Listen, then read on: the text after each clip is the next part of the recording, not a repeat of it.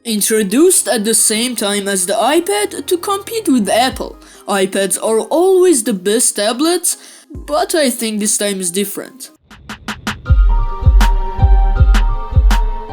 In terms of design, this tablet is 11 inches, which is a large tablet and does not fit in the same category as the iPad mini. The weight of this device is 515 grams and its thickness is 6.9 mm. It is not a light tablet at all, but it has a very good weight balance.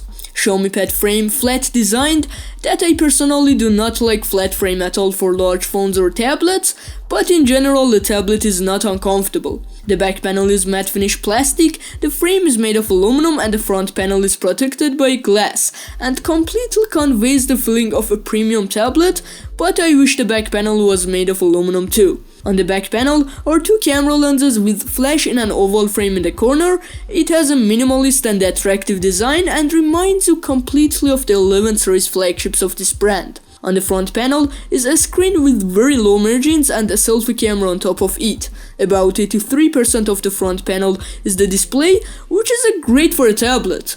Xiaomi Pad supports Xiaomi Smart Pen and keyboard, none of which are in the box, but there are magnets to connect them to the tablet. One thing is for sure, the Smart Pen is a really good pen, but if you are a very professional user, the Apple Pencil for its tablets slightly works better.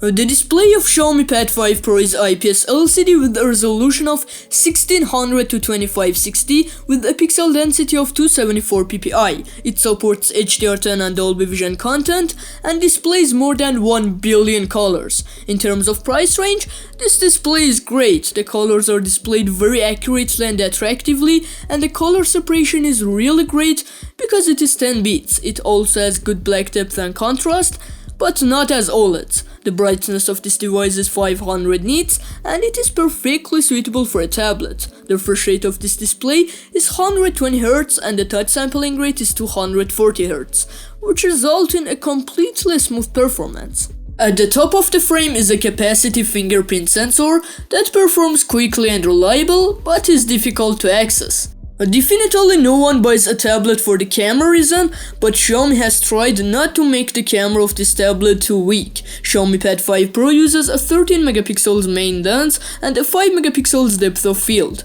The photos show detail and sharpness well, the colors are a bit exaggerated, and the dynamic range is weak. In portrait photos, the subject separates relatively well from the background, and the background blur is done naturally. With the main camera you can record 4K 30 frames per second video, which I suggest 1080p for better stabilizer performance. The tablet selfie camera is 8 megapixels and can record 1080p video at 30 frames per second, and is perfect for things like video conferencing and video calling. Overall good in terms of camera, but the iPad definitely performs better. In terms of hardware, the Pad 5 Pro uses the Snapdragon 870 and 6 or 8 GB of LPDDR4X RAM.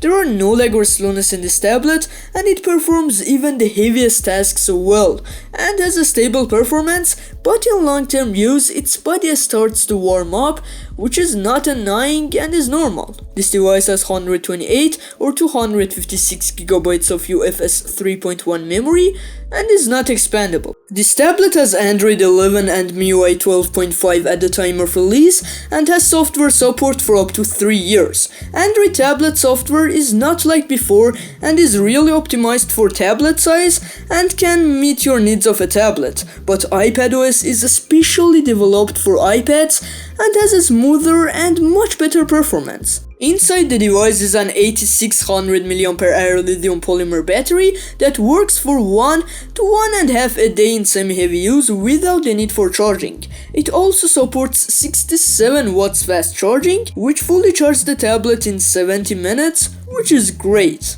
This tablet has not 2, not 4, but 8 speakers tuned by Harman Kardon, which has an amazing volume, excellent sound resolution, and even produces a good bass. Finally, if the screen, the powerful processor, the large size of the tablet are important to you and you don't like iPadOS, I would definitely recommend this tablet. But if the camera, stylus, operating system and the Apple ecosystem are important to you, the 9th generation iPad is also a real good choice. Thanks for watching. If you like this video, like it, and if you like my content, subscribe to my channel. Goodbye, see you in next video.